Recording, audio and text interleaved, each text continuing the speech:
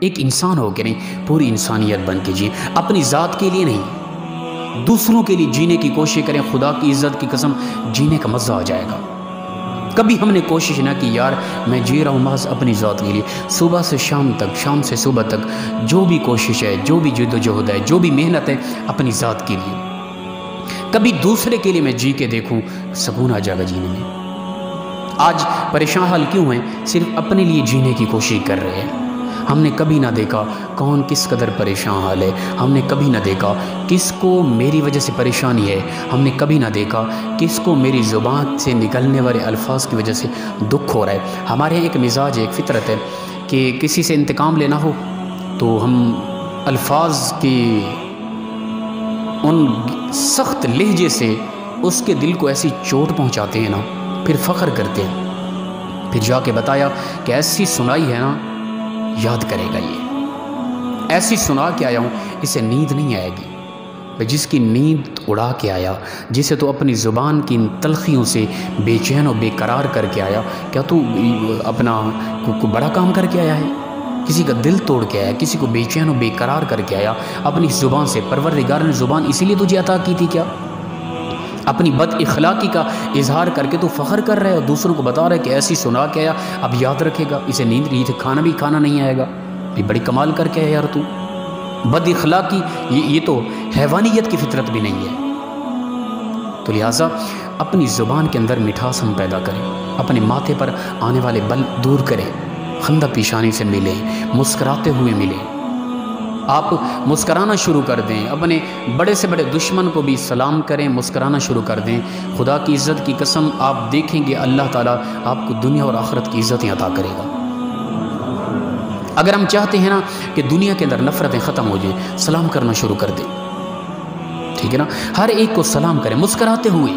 بعض اوقات ہوتا ہے مجبوری، عید کے موقع پر اس طرح کے وہ سگے بھائی جن کے سال سے بول چال نہیں ہوتی سامنے آ جاتے ہیں، پھر لوگوں کے سامنے مجبوراً سلام کرنا پڑتا ہے نا، ٹھیک ہے نا؟ بڑے کرخت مزاج سے ہاتھ دیا، بڑی مشکل سے۔ نہیں میرے بھائی، مسکرائیں، مسکراتا چہرہ اللہ کو پسند ہے، مسکراتے چہرے میں حسن ہوتا ہے۔ یہ قبض والے چہرے عجیب طرح کے ہوتے ہیں، تو اپنے چہروں پہ مسکراہٹ لائیں، دشمنوں کو سامنے بھی مسکرائیں، مسکراتے ہوئے انہیں سلام کریں، اللہ عزتیں عطا فرمائے گا۔ انتقام لینا وہ سخت انداز سے، یہ انسان کا، مسلمان کا یہ کام نہیں ہے۔ اللہ اکبر۔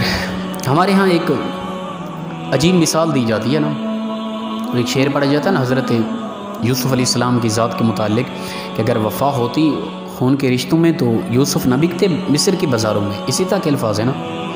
میں کہتا ہوں کہ کتنا عجیب سوچ ہے ہم لوگوں کی۔ یوسف علیہ السلام کے بھائی ہمارے لیے آئیڈیل تو نہیں ہے نا، ان کی زندگی ہمارے لیے اسوہ حسنہ تو نہیں نا۔ یوسف کے بھائیوں سے جو مسٹیک ہوئی، ہم نے اسے لے کر معاشرے کے اندر خون کے رشتوں میں بگاڑ پیدا کرنا شروع کر دیا ہے۔ ہم نے یوسف کو نہ دیکھا کہ یوسف کے ساتھ اس قدر زیادتی ہوئی، ستم ہوا۔ یوسف مصر کے وہاں تخت پر بیٹھ کر اپنے انہی بھائیوں کے ساتھ جن میں ظلم و ستم کیا، انہی بھائیوں سے سینے سے لگاتے ہوئے نظر آ رہے، وہ ہم نے کبھی نہ دیکھا۔ ہم نے وہ دیکھا کہ یوسف کو مصر کے بازاروں میں بیچا جا رہا ہے بھائیوں کی وجہ سے۔ ارے جس یوسف پر یہ ظلم و ستم ہوا تھا، وہی یوسف اپنے ان ستم کو، ان ظلموں کو بھول کر اپنے انہی بھائیوں کو سینے سے لگاتے ہوئے نظر کیوں نہیں آ رہا ہمیں؟ ہم نے اس پر تو اشعار بنائے کہ یوسف کے بھائیوں نے کنویں میں پھینک دیا، مصر کے بازاروں میں بیچا۔ ہم نے یوسف جو ہمارے لیے آئیڈیل تھا، جو ہمارے لیے اسوہ حسنہ تھا، جو اللہ کا پیغمبر تھا، جس کا طریقہ اپنانا ہم پر لازم تھا، ان پر ہم نے ان کے حسن اخلاق کو مد نظر کیوں نہ رکھا؟ یوسف کے بھائیوں کے اس مسٹیک کو سامنے رکھ کے خون کے رشتوں کے اندر بگاڑ پیدا شروع کر دیا، ہم نے خون کے رشتوں کو بکھیرنا شروع کر دیا۔ یوسف کے حسن اخلاق کو سامنے رکھ کے خونی رشتوں کو ملانے کی کوشش کیوں نہ کی ہم نے کبھی؟ ایک عجیب سوچ ہے۔ تو یہ ریڈیو پہ، یہ گاڑیوں پہ یہ جملہ لکھا ہوتا ہے، ایک نفرت پھیلانے